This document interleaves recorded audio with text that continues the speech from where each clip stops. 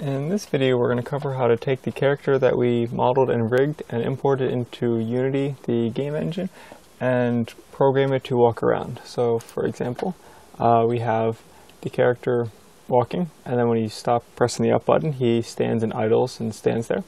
But you can turn left and right also, and he'll move left and right. Up here is the game view, so you see what's happening in game, where he's turning and walking. And so we're going to learn how to code all that.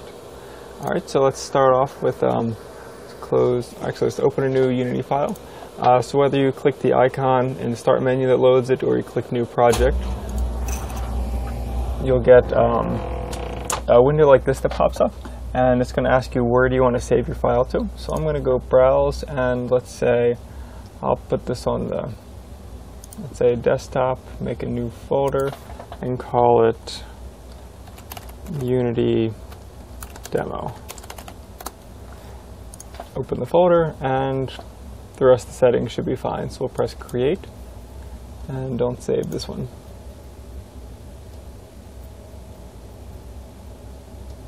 Alright, so we have a brand new interface of Unity open.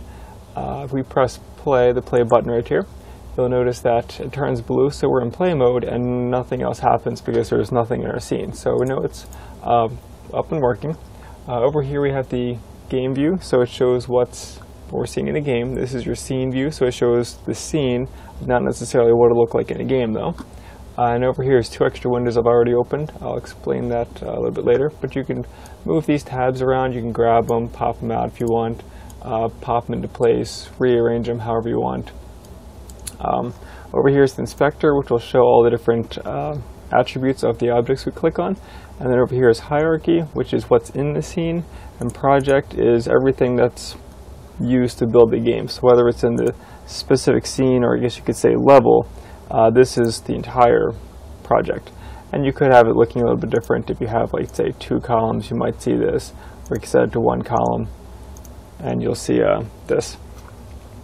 Alright, so the first thing we want to do is we want to import, I guess we'll start with Playmaker.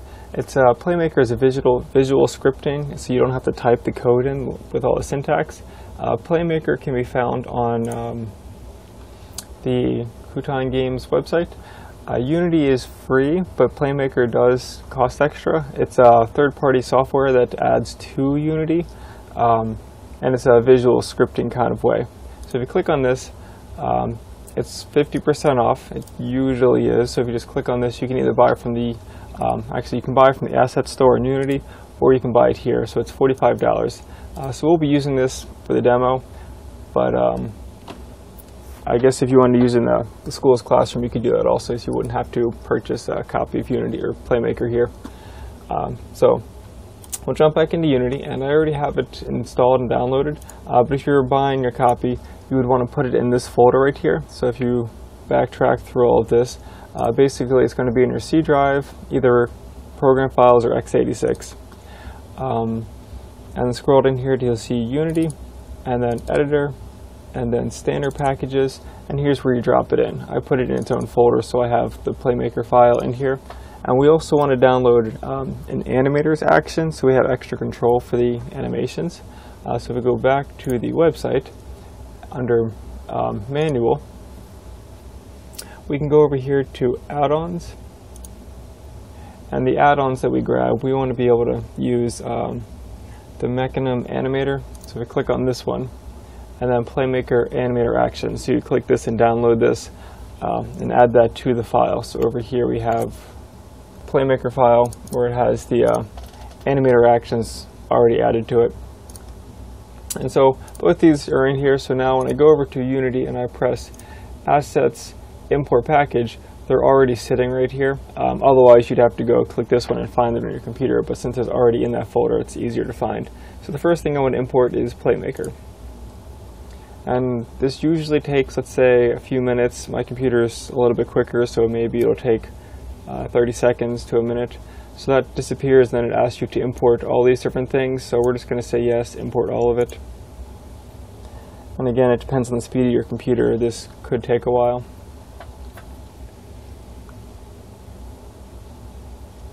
So once it imports, it'll drop it in the project settings right here. and it should pop up with a loading screen pretty soon. Basically, it's importing all the extra commands that we're going to be using visually.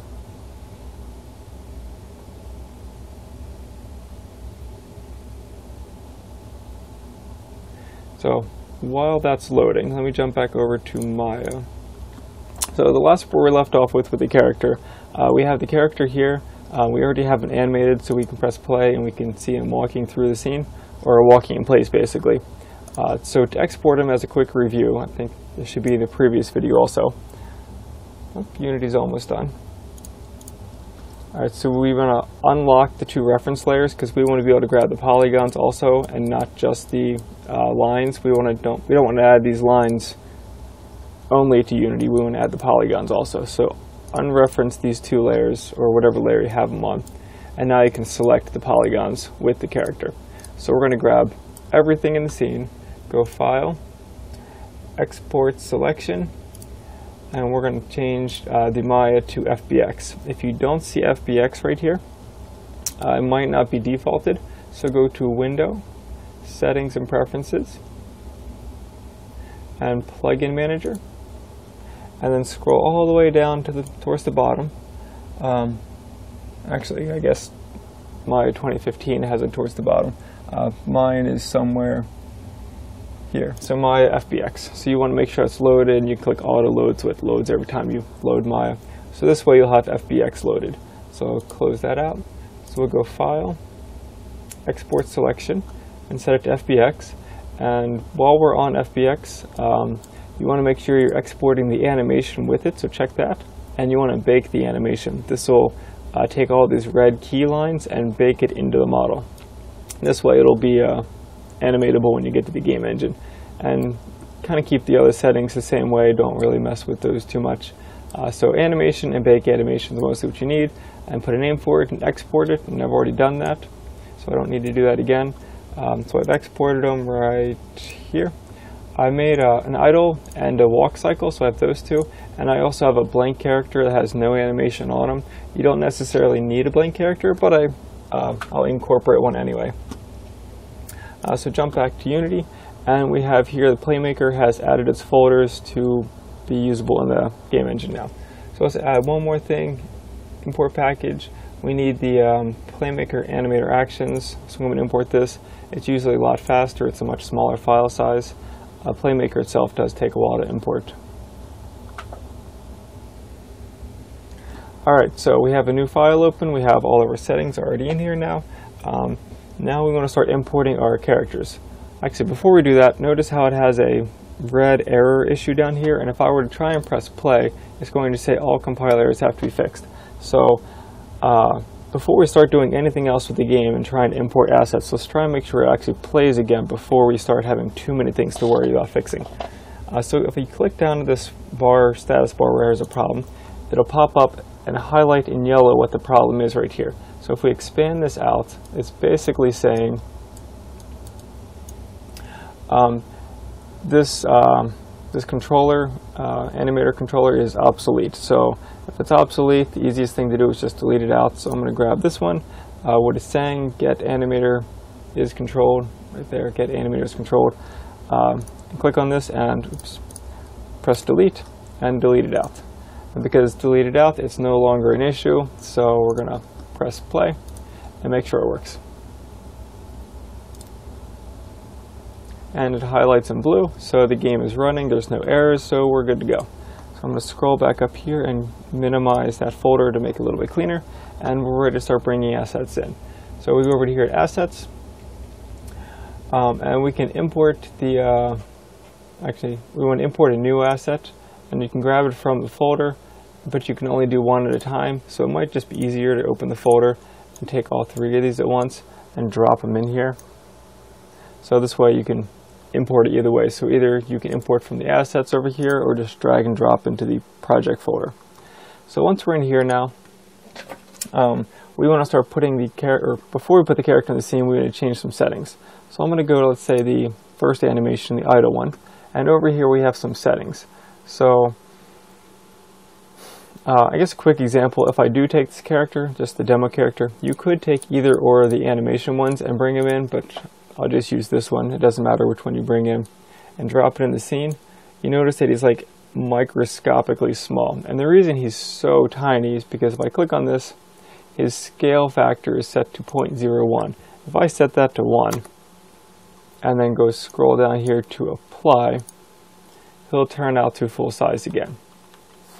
And to zoom, you just use the scroll wheel. To pan, you press the middle mouse button, the scroll wheel downwards, and if you want to spin around the screen, you hold the Alt key and use the left mouse button, you can spin. So those are the controls in the viewport. So we can see here the character is much larger now. He has a 1 on his scale.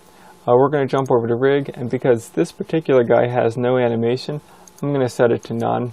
So he has no rig, it's just the polygon, it's just a basic shape for us. No animation. So press apply, and because it has apply with no rig, it won't give you the option for animation. So if you don't have just a basic character without animation, you won't have to worry about this part. But I'm using him in case you decide to go that method. So for idle animation, we want to go through and repeat the same process. We want to make sure that the model is full size, so press 1. And if you don't click the apply button and you try and jump to the next tab over, it'll ask you to apply it. So I press apply. The rig we can leave with a generic, and animations, it's automatically importing them. It's showing us that it was 24 frames long. And if I scroll down, we see take 001 as the name of the animation. I'm going to call this idle.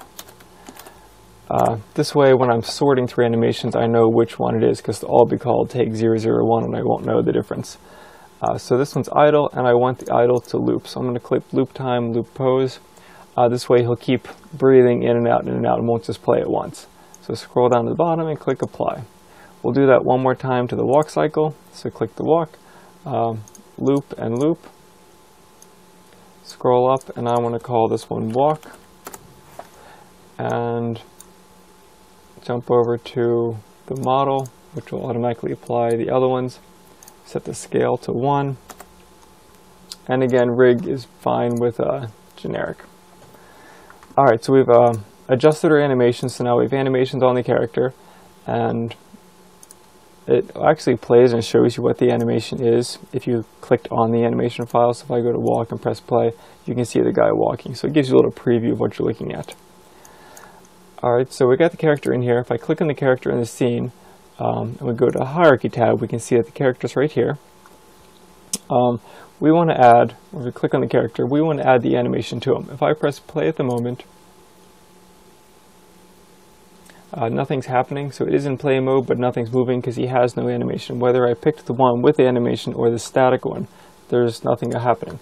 So we need to add some animation to the character. So I'm going to go back to project, click on the create button right here, and you'll see that gives you a few options. We want an animator controller that controls the animation, and let's call this whatever you want. Character controller. You can call it whatever you want. Alright, so now let's go back to the demo character, and we're going to add a component. This component, I have something previously typed in there. Alright, so this is what you usually see. So if you want to search out these things, you can click different things. If you click miscellaneous, it expands out here, and here's our animator component. So I click on that, and it pops an animator controller in here, or an animator component. The controller is none at the moment, so I'm going to click on this little bullseye thing next to the controller, and I'm going to go from scene mode to the assets and tell it this is the controller, the character controller. So now it's dropped into place next to the controller.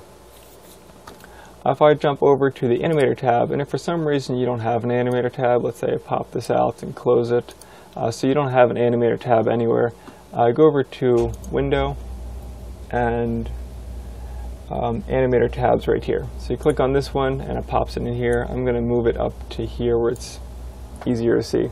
And there's nothing showing because I have to click the character first. So I click the character, and here's the animation or animator for the character.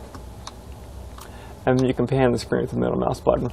And so this is appearing because I have a controller. If I don't have a controller, I won't be able to edit this guy. So I'm going to right click, create state, and create an empty. And so this empty state, I can name it. I'm going to call this idle for the idle animation. And the motion is what the animation is going to be playing. So if I click the bullseye again and go to assets, here we see the list of animation. Now these would be called take 001, both of these, and I wouldn't know which one is which had I not named them earlier over here. So this is the idle animation. I'm going to double click it and it automatically drops it into the motion. So now he has on start, the orange is symbolizing that it's the start. If I add one more state, create empty, it's gray because this isn't the default starting. Orange is the default start. So if I right click and go set as default, this becomes the new default start. So I set that back to default. The new state I'm going to call walk, or walking, I guess. And I'm going to pick the motion as the walk. So double click that and it pops walking in here. So I have two different states of animation attached to the character. If I press play, he'll start idling. And he won't transition to the walking because there's nothing telling it to go to walking. He's just idling, and we have no keyboard controls to move the character. We haven't coded that yet. Alright, so if I right click the word idle and go make transition, I can drag this transition line to walking, and if I press play, he'll play idle and then jump to walking. And he won't go back to idle unless I right click, make transition, and send the transition back to idle. So the transition, if I click that line, is set to exit time. So by default, as soon as it finishes playing, it'll jump to walking. So now at idle, go to walk, idle, walk, and somehow I got the animation a little bit off, so it's swapping back and forth between different heights. So he's dropping below the grid. Shouldn't be a big deal. We can correct that as we go on, but I guess when you try and export, try and keep your animation working. Or it could just be a default that Unity does that, but we'll fix it as we keep going. Alright, so we had the character is transitioning back and forth. So now we need to go and start coding some stuff to control how this occurs. So I'm going to click on the character. So we're on the character, and I'm going to add, actually, let's go to game object, create other, and we want to add a capsule in here. You can grab other different objects, but I'm going to drop a capsule in. So the capsule is this shape right here. This is going to be our collision box for the character. So I'm going to put that back there. And over here, the mesh renderer is, let me pull this out again. The mesh renderer is the what you're seeing here. If I check that off, you can see it's showing you the, I guess, the shape, the polygons. So I don't even need that, so I'm just going to remove that component. So now it's just the basic shape, and that's all I need for the collision. And the capsule collider is this green part, which again, normally it would add collision, but we're going to add another component, so it won't necessarily matter for this one. And I'll put this back, so I'll zero it out. So 0, 0, 0. And that puts it back in the center of the grid, which the guy I built wasn't quite centered, so I'll slide that over and slide it up. Alright, and we'll adjust the size later. So now we're going to add a component, and we're going to add a Playmaker component. And we want a FSM, which is finite state machine. The GUI is your graphical user interface. We don't have any on-screen text or anything, so we're going to use the FSM. And so that pops open Playmaker. Now if we go to edit right here, that pops open the coding window. So I'm going to slide this, I guess, over here. So if I click on state 1, it has a list of actions we can add. So I'm going to click on the action browser. And here we have a bunch of actions. A bunch of actions we can add to our states. The first action I want to add is get axis, and you could kind of sort through all these different ones and try and find where it is, or you can just type it right here, get axis, and it narrows it down to your list. So I know I want the get axis vector. And now it's going to start asking us for some inputs. For down here, we need to set variables, and we don't have any yet, so we're going to go to the variable tab right here and start making two variables. The first one I'm going to call is speed, and this will be a float, which means decimal place number, and add that in there.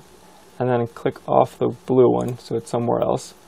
And then we're going to add another one called movement, and this one's going to be a vector, vector 3. So we'll add that one, and so now I have a speed vector and a movement vector and a speed float. All right, let's jump back to the state. And now that I have two variables, I can set the store vector as the movement and the store magnitude as the speed. And these options wouldn't have been there had we not made the variables. All right, so we have it's going to look for the axis. This is the horizontal and vertical. This is basically how the character gets controlled around. And multiplier is how fast he's going to start moving. So I'm going to set that to 5, so he moves a little bit quicker than 1. You can change that how fast he moves. And relative to, we're going to set this to the camera, so the camera spins with the guy and follows him.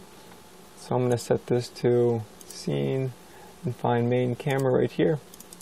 And so now the camera will look at him. We still have to attach the camera to him though. But the next thing we want to do is jump into Action Browser again and add, I guess, a simple or controller simple move. So I add this in here, and we have an error message saying the game object requires a character controller component, which we don't already have. We can add the component here, we can add it up here, or we can just click this button and it automatically added for us. So now we have a character controller, and this is where his collision is going to be occurring instead of the collider up here. So I can minimize that one. Alright, so I'm going to move the controller down underneath of there, and so this move vector is going to be the movement again, and the speed, we don't have to worry about that one. So we'll click off there and type in the next one. This one's going to be the direction he looks at, so smooth look at direction. So the character will turn based on where you're turning. So double click that and drop it in here. Target direction is movement, and the speed, this is how fast he turns. I'm going to set that to 2 so the screen doesn't spin crazy really fast. Press enter on that. So we have all of these settings added in here. So if let's say, I'll close this out for now and move this out of the way, and I press play, the first thing that'll probably happen is he drops off the world. Yep. So the collision box dropped off of here because it's not attached to the character, and there's nothing for it to land on. So if I take the character right here and I drop him inside this capsule, let's try that again. Drop it inside the capsule. It'll parent the character to the capsule. So if we move the capsule, it'll move the character around with it. So now if I press play, since the capsule has the collision, it'll pull him right off the screen. So we need to go add a ground plane so it doesn't fall. So game object, create other. We want to put a plane on the ground so he walks on something. So I drop a plane on here. I'm going to set the plane's position to 0, 0, 0. And then I'm going to scale it really big. So scale button's right here, or you can just press R on the controller or the keyboard.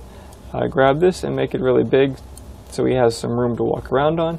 And while I'm at it, I might as well add a light. So create other, because it's really dark right here. So create other. I'm going to drop a directional light in here. So now there's a directional light, and I can move it off the ground if I want to put it somewhere else. Alright, so I've got the light in here, I've got the character in here, and so now if I press play, he'll drop, and the problem is now he drops into the ground, and the reason is his collision is too low. So if I click on this capsule, so not the character, but the capsule's collision is right here, the character controller. This is determining what is colliding with everything. So don't adjust this by going to, let's say, the scale right here and scaling, because you're going to scale everything. And if you did it outside of the character before you parent it, it could be a problem also. So don't mess with the scale up here. Mess with it down here. So the height, let's make this a little bit taller. Let's try 5.6. And then we'll go for the radius. Scale that wider, and you can see it is making it a little bit wider. So 1.6 should work.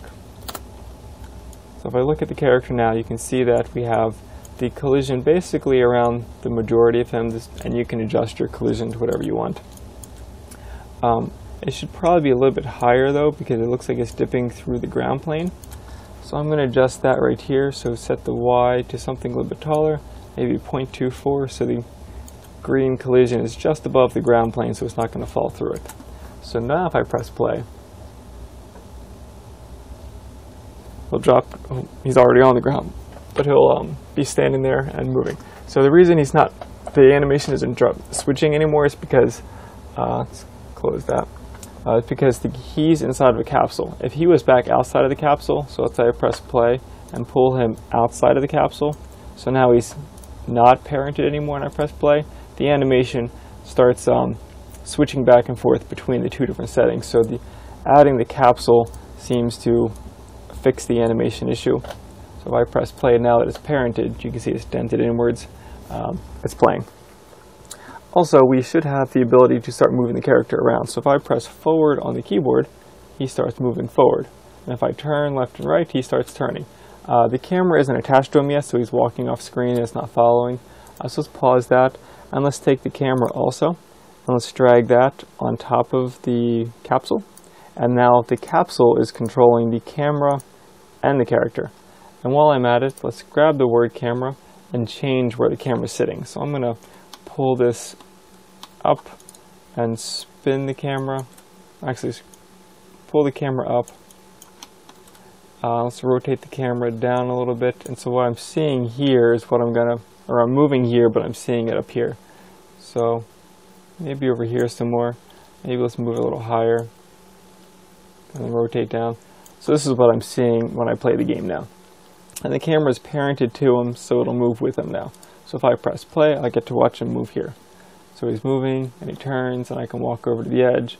The only issue now is that we need to control how these animation settings are occurring. So let's pause that.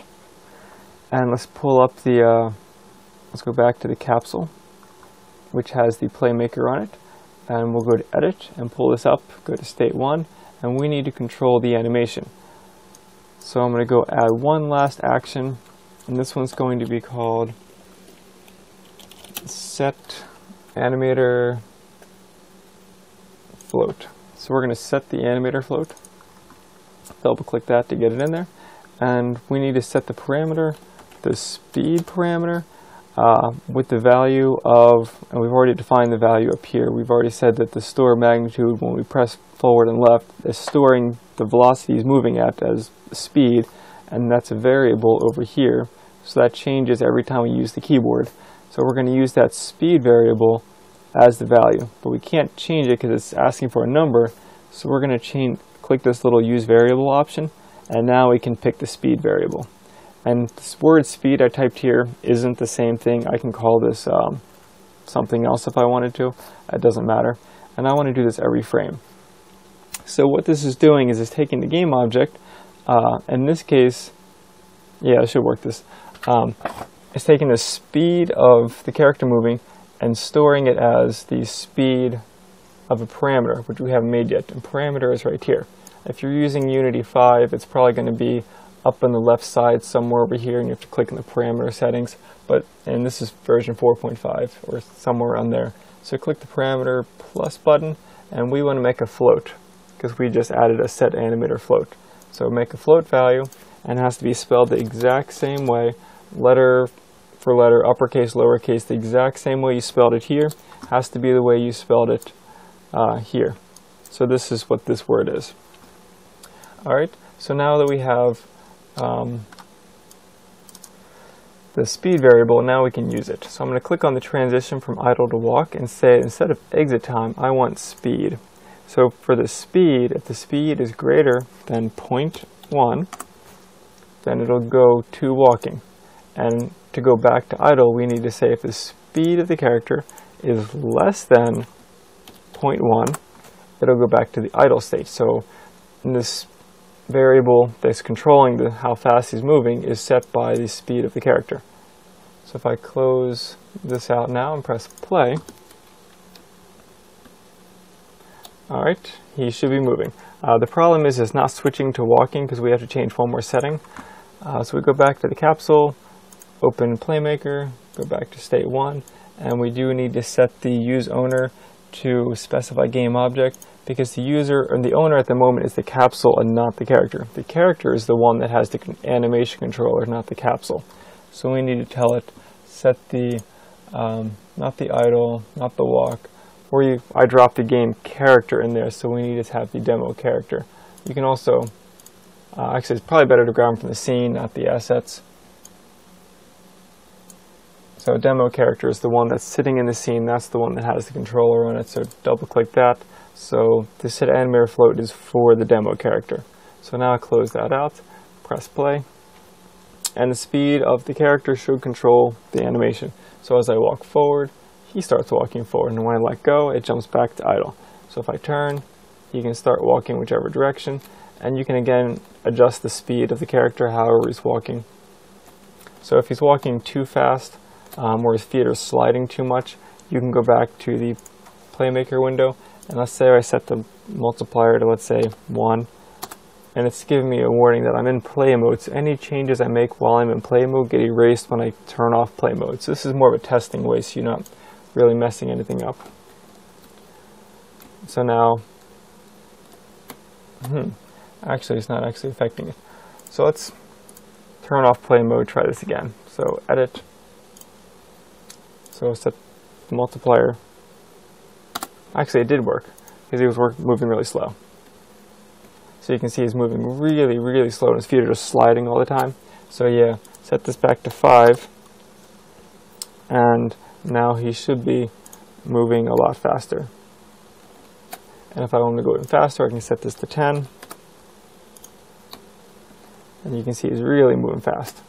So this is your speed. I'm going to set that back to 5. And the turning, for how fast he's turning, is right here. That's how quick he's going to spin in place. It can get distorting if you have it too high. And turn that off. And that should be all we need to worry about. So this is how you make the character walk left and right. Let's see if this is still set to 5. Nope.